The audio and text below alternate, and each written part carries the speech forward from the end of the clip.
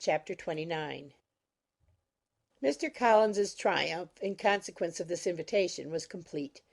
The power of displaying the grandeur of his patroness to his wondering visitors, and of letting them see her civility towards himself and his wife, was exactly what he had wished for; and that an opportunity of doing it should be given so soon was such an instance of Lady Catherine's condescension as he knew not how to admire enough. "I confess," said he, "that I should not have been at all surprised by her ladyship's asking us on a Sunday to drink tea and spend the evening at Rosings. I rather expected, from my knowledge of her affability, that it would happen. But who could have foreseen such an attention as this? Who could have imagined that we should receive an invitation to dine there? An invitation, moreover, including the whole party, so immediately after your arrival?" "I am the less surprised at what has happened, replied Sir William, from that knowledge of what the manners of the really great are, which my situation in life has allowed me to acquire. About the court, such instances of elegant breeding are not uncommon." Scarcely anything was talked of the whole day or next morning but their visit to Rosings.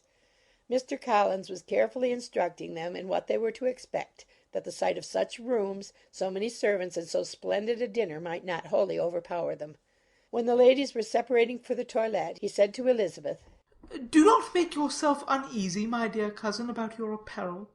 Lady Catherine is far from requiring that elegance of dress in us which becomes herself and her daughter. I would advise you merely to put on whatever of your clothes is superior to the rest. There is no occasion for anything more. Lady Catherine will not think the worse of you for being simply dressed. She likes to have the distinction of rank preserved." While they were dressing, he came 2 or 3 times to their different doors to recommend their being quick, as Lady Catherine very much objected to be kept waiting for her dinner. Such formidable accounts of her ladyship and her manner of living quite frightened Maria Lucas, who had been little used to company, and she looked forward to her introduction at Rosings with as much apprehension as her father had done to his presentation at St. James's. As the weather was fine, they had a pleasant walk of about half a mile across the park. Every park has its beauty and its prospects, and Elizabeth saw much to be pleased with, though she could not be in such raptures as Mr. Collins expected the scene to inspire, and was but slightly affected by his enumeration of the windows in front of the house, and his relation of what the glazing altogether had originally cost Sir Louis de Bourgh. When they ascended the steps to the hall, Maria's alarm was every moment increasing, and even Sir William did not look perfectly calm. Elizabeth's courage did not fail her. She had heard nothing of Lady Catherine that spoke her awful from any extraordinary talents or miraculous virtue, and the mere stateliness of money or rank she thought she could witness without trepidation.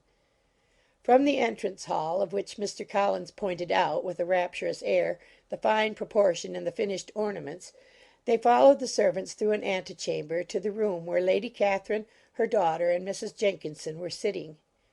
Her ladyship, with great condescension, arose to receive them, and as Mrs. Collins had settled it with her husband that the office of introduction should be hers, it was performed in a proper manner, without any of those apologies and thanks which he would have thought necessary. In spite of having been at St. James's, Sir William was so completely awed by the grandeur surrounding him that he had but just courage enough to make a very low bow and take his seat without saying a word; and his daughter, frightened almost out of her senses, sat on the edge of her chair, not knowing which way to look. Elizabeth found herself quite equal to the scene, and could observe the 3 ladies before her composedly. Lady Catherine was a tall, large woman with strongly marked features, which might once have been handsome. Her air was not conciliating, nor was her manner of receiving them such as to make her visitors forget their inferior rank. She was not rendered formidable by silence, but whatever she said was spoken in so authoritative a tone as marked her self-importance, and brought Mr. Wickham immediately to Elizabeth's mind, and from the observation of the day altogether she believed Lady Catherine to be exactly what he represented. When, after examining the mother, in whose countenance and deportment she soon found some resemblance of Mr. Darcy, she turned her eyes on the daughter, she could almost have joined in Maria's astonishment at her being so thin and so small. There was neither in figure nor face any likeness between the ladies. Miss de Bourgh was pale and sickly. Her features, though not plain, were insignificant, and she spoke very little, except in a low voice to Mrs. Jenkinson, in whose appearance there was nothing remarkable, and who was entirely engaged in listening to what she said, and placing a screen in the proper direction before her eyes. After sitting a few minutes, they were all sent to one of the windows to admire the view, Mr. Collins attending them to point out its beauties, and Lady Catherine kindly informing them that it was much better worth looking at in the summer. The dinner was exceedingly handsome, and there were all the servants and all the articles of plate which Mr. Collins had promised; and, as he had likewise foretold, he took his seat at the bottom of the table by her ladyship's desire, and looked as if he felt that life could furnish nothing greater. He carved, and ate, and praised with delighted alacrity, and every dish was commended, first by him, and then by Sir William, who was now enough recovered to echo whatever his son-in-law said, in a manner which Elizabeth wondered Lady Catherine could bear. But Lady Catherine seemed gratified by their excessive admiration, and gave most gracious smiles, especially when any dish on the table proved a novelty to them. The party did not supply much conversation.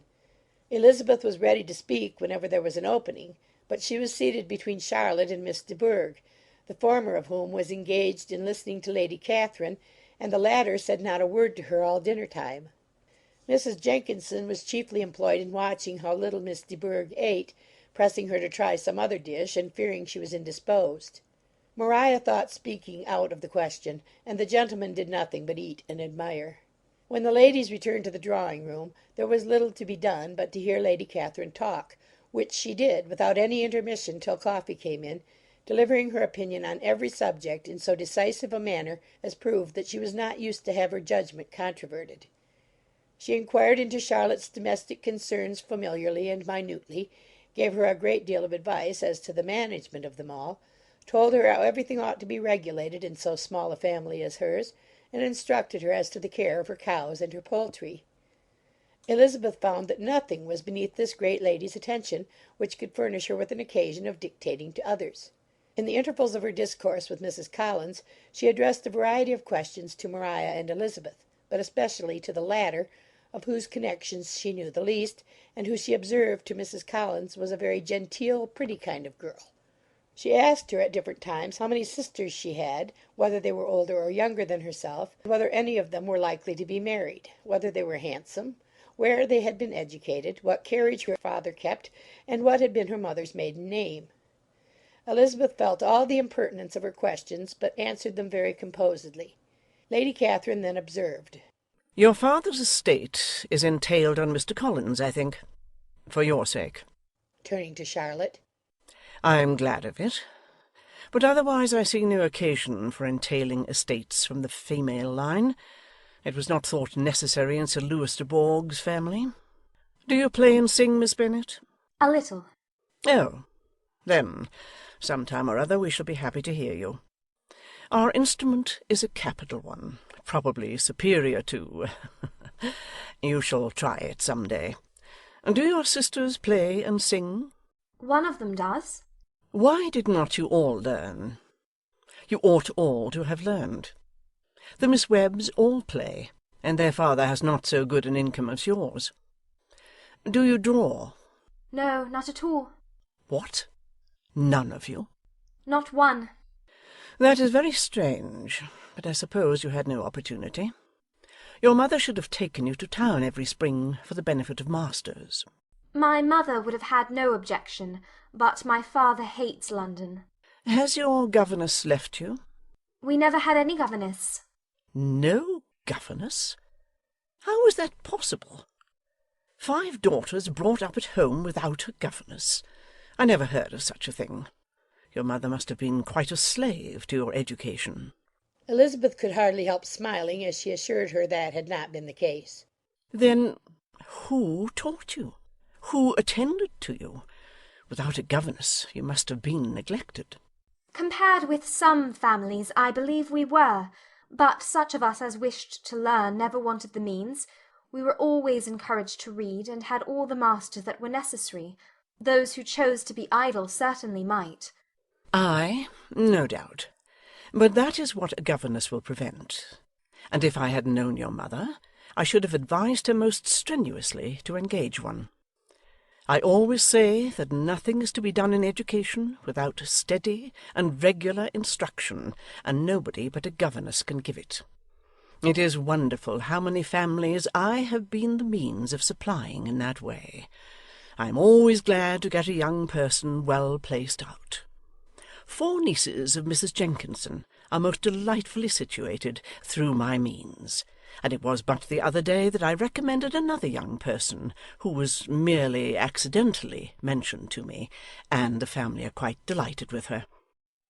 Mrs. Collins, did I tell you of Lady Metcalfe's calling yesterday to thank me?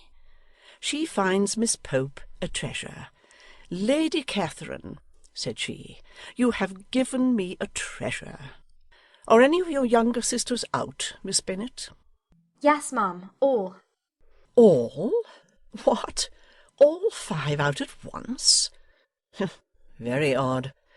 And you only the second. The younger ones out before the elder ones are married.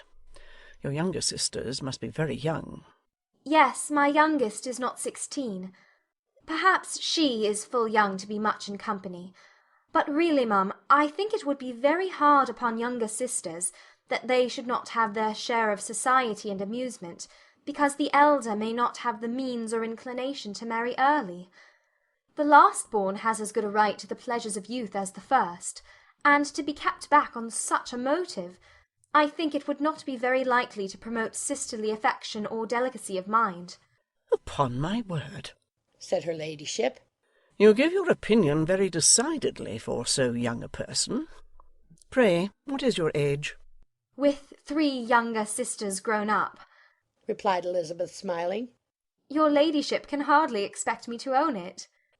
Lady Catherine seemed quite astonished at not receiving a direct answer, and Elizabeth suspected herself to be the first creature who had ever dared to trifle with so much dignified impertinence. You cannot be more than 20, I am sure, therefore you need not conceal your age. I am not 21. When the gentlemen had joined them, and tea was over, the card tables were placed. Lady Catherine, Sir William, and Mr. and Mrs. Collins sat down to quadrille, and as Miss de Bourgh chose to play at casino, the 2 girls had the honour of assisting Mrs. Jenkinson to make up her party. Their table was superlatively stupid. Scarcely a syllable was uttered that did not relate to the game, except when Mrs. Jenkinson expressed her fears of Miss de Bourgh's being too hot or too cold, or having too much or too little light. A great deal more passed at the other table. Lady Catherine was generally speaking, stating the mistakes of the 3 others, or relating some anecdote of herself. Mr. Collins was employed in agreeing to everything her ladyship said, thanking her for every fish he won, and apologizing if he thought he won too many. Sir William did not say much. He was storing his memory with anecdotes and noble names. When Lady Catherine and her daughter had played as long as they chose, the tables were broken up, the carriage was offered to Mrs. Collins, gratefully accepted, and immediately ordered. The party then gathered round the fire to hear Lady Catherine determine what weather they were to have on the morrow. From these instructions they were summoned by the arrival of the coach, and with many speeches of thankfulness on Mr. Collins's side, and as many bows on Sir William's, they departed. As soon as they had driven from the door, Elizabeth was called on by her cousin to give her opinion of all that she had seen at Rosings, which for Charlotte's sake she made more favourable than it really was. But her commendation, though costing her some trouble, could by no means satisfy Mr. Collins, and he was very soon obliged to take her ladyship's praise into his own hands.